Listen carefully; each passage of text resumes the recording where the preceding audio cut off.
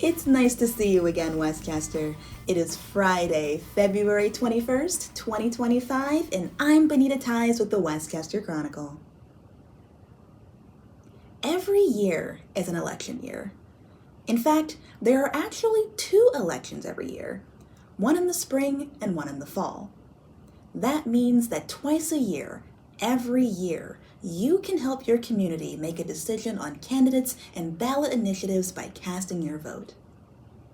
Voting is the most basic way you can help to uphold our American democracy. However, some citizens want to be more involved. Do you want to have a more direct impact on the decisions that are made in and for our community? Why not run for office? Sure, it may seem intimidating, but it's actually easy to get your name on the ballot.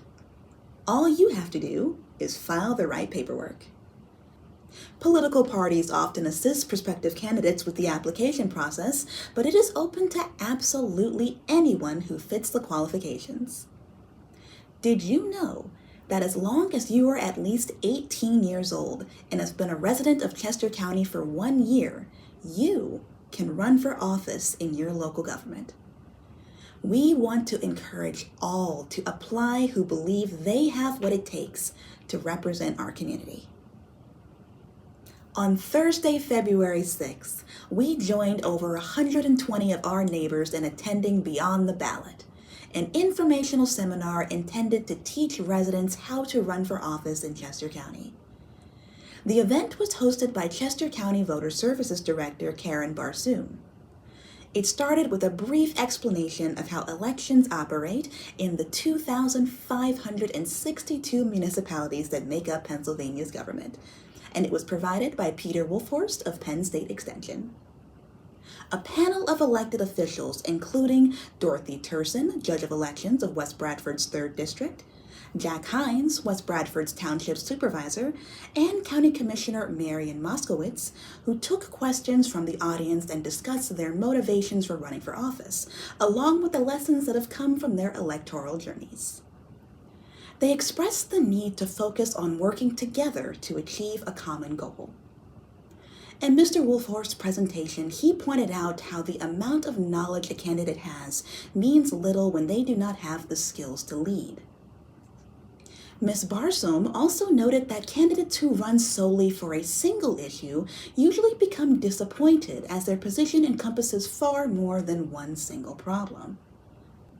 Commissioner Moskowitz discussed her struggles with, quote, trying to make the right decision for 540,000 people. In regards to making those decisions, Mr. Hines also noted that, quote, everything we do affects people over time. There were some words of caution from the panelists and the hosts. In Mr. Wolfhorst's presentation, he said that to run for office is to put yourself at the forefront of all that happens in your town, borough, county, and state. You could face scrutiny from your neighbors, friends, and family. You will need to give out the good news and the bad news, even if the bad news is working towards an overall good.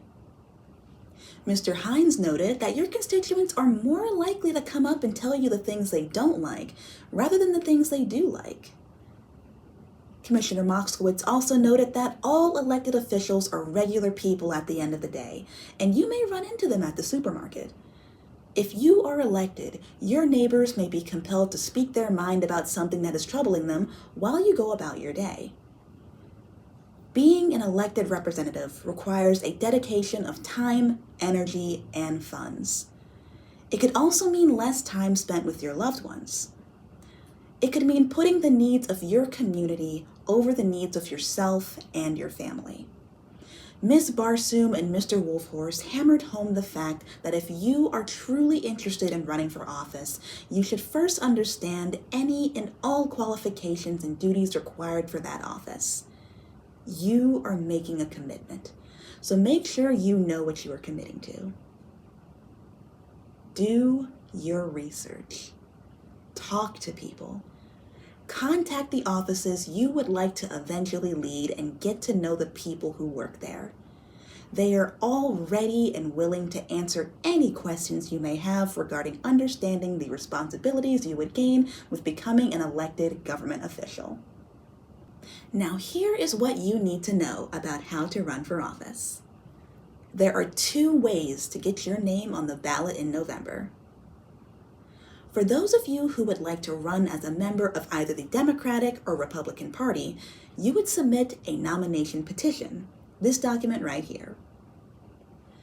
And if you notice something, the page isn't that long. That is because for many local offices, you only need 10 signatures on your petition. If you are going for a higher elected office, you will need more, such as 100 signatures to run for district judge, 250 for county offices, and 250 for common pleas judges. For those positions, you will need a petition that looks more like this. For the most part, the larger the office, the more signatures you need. Just make sure that the names and information on your petition match what is listed on their voter registration. Most primary elections are partisan and require you to get signatures from voters in the party you are running in. However, positions like judges and school board are nonpartisan, so candidates will usually cross-file and get signatures from voters in both parties. For candidates filing nomination petitions, they will have to go through the primary election, which will take place on Tuesday, May 20th. The candidate with the most votes from each party will be placed on the ballot for the November election.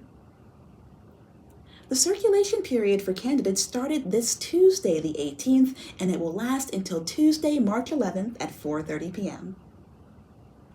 Now, say you want to run as an independent or as any other political party besides Democrats and Republicans. You would submit nomination papers, not petition, papers. Now, this is important. You don't have to worry about the primary election in May. You would go straight on the November ballot as long as you meet the requirements. This way requires more signatures, as the number of signatures needed to get on the ballot must be at least 2% of the largest entire vote cast for an elected candidate in the last election in your district. I know that's a lot. Don't worry, the staff at Voter Services have resources available to find out what that 2% number is. Nomination papers will not be available until after the nomination petition deadline. Circulation and filing of nomination papers begins on March 12th until August 8th at 4:30 p.m. From the Voter Services website, Chester County Voter Services accepts petitions for the following: county offices, magisterial district judge, municipal offices, school boards, election offices, and local party committees. Petition packets will be available for those interested to pick up or print themselves at the Voter Services offices located at 610 Westtown Road. Yes, the paperwork can be a bit scary and confusing, but don't worry. All the information you need is on the Voter Services page of Chester County's website, chesco.org. You can find out everything you need by clicking the links in the description below. The 2025 municipal primary election will take place on Tuesday, May 20th. This year, May 5th is the deadline to register to vote in the 2025 primary election. You can register to vote or update your information at vote.pa.gov. It is never too late to register to vote. And as long as you were 18 and have been a resident for a year, you will always have the possibility of representing your community.